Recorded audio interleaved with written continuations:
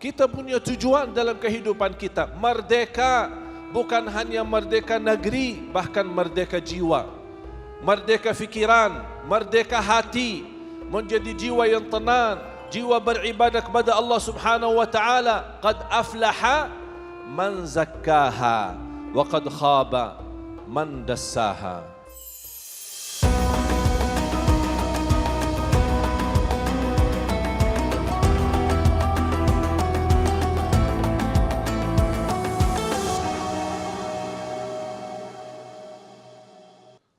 Bismillahirrahmanirrahim.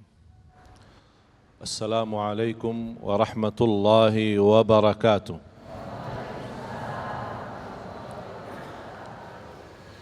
Alhamdulillah, alhamdulillah, thumma alhamdulillahi rabbil alamin.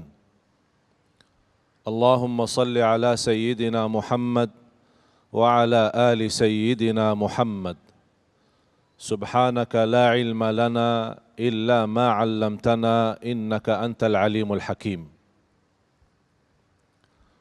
Yang sama-sama kita muliakan para alim ulama, para habaib yang saya cintai, para tuan guru, muslimin muslimat, mukminin mukminat, pemirsa TV One Damai Indonesiaku di mana saja berada, yang dimuliakan dan diberkahi Allah Subhanahu wa taala. Alhamdulillah, setiap hari kita sebagai manusia dan khususnya umat Islam sebagai hamba Allah senantiasa mendapatkan kenikmatan yang luar biasa. Tidak ada satu hari dan satu malam terlewat tanpa kita merasakan kenikmatan. Tapi pecah manusia menjadi dua golongan. Ada hamba yang bersyukur terhadap nikmat itu, ada yang berkufur terhadap nikmat. Dan Allah Subhanahu wa taala sudah menjanjikan la in syakartum la azidannakum. Dan salah satu kenikmatan bagi kita semua di negeri Indonesia tercinta adalah nikmat merdeka. 1945 di 17 Agustus, kalau di bulan Hijriyah di bulan Ramadan, kita mendapatkan kenikmatan yang luar biasa, wajib kita syukuri, adalah kemerdekaan.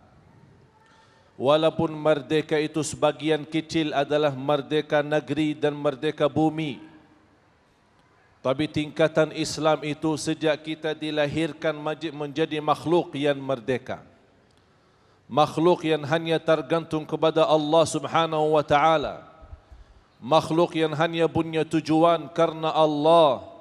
Inna salati wa nusuki wa mahyaya wa mamati lillahi rabbil alamin.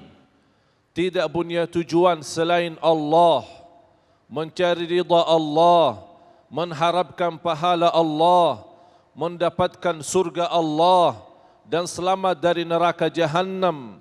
Dan kita ingin segala amal ibadah kita diterima oleh Allah. Innama yataqabbalu Allahu minal muttaqin. Kita sebagai keturunan Nabi Adam, kita diciptakan dan dilahirkan ke dunia ini dalam keadaan merdeka. Ya ayyuhan nas, ittaqu rabbakum alladhi khalaqakum min nafsin wahidah wa khalaqa minha zawjaha wa batha minhuma rijalan kathiran wa nisaa wattaqullah alladhi tasaaluna bihi wal arham innallaha kana alaikum raqiba. Bertakwalah kepada Allah Subhanahu wa taala, karena Allah Subhanahu wa taala Tuhan kita, Allah yang menciptakan kita, dan segala nikmat yang kita miliki dan kita rasakan adalah dari Allah Subhanahu wa taala. Dan firman-Nya kun fayakun bisa berubah semua keadaan. Tak akan bisa kita kekal dalam keadaan susah dan tidak bisa kekal dalam keadaan senang. Karena ini namanya dunia, bukan surga. Kalau ada yang ingin mendapatkan bahagia terus, ingin mendapatkan kenikmatan terus, ingin selalu dalam lindungan dan ridha Allah Subhanahu wa taala, hanya satu, illal ladzina amanu wa amilus salihat wa tawasaw bil haqq wa tawasaw bis sabr.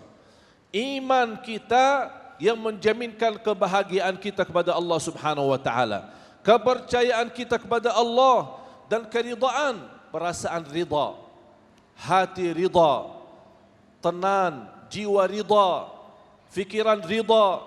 Sebagaimana kita selalu membaca zikir, raditu billahi rabba wa bil islami dina wa bi Muhammadin sallallahu alaihi wasallam nabiyyan wa rasula. Kita punya tujuan dalam kehidupan kita merdeka, bukan hanya merdeka negeri, bahkan merdeka jiwa, merdeka fikiran, merdeka hati, menjadi jiwa yang tenang, jiwa beribadah kepada Allah Subhanahu wa taala. Qad aflaha man zakkaha wa qad khaba man dassaha.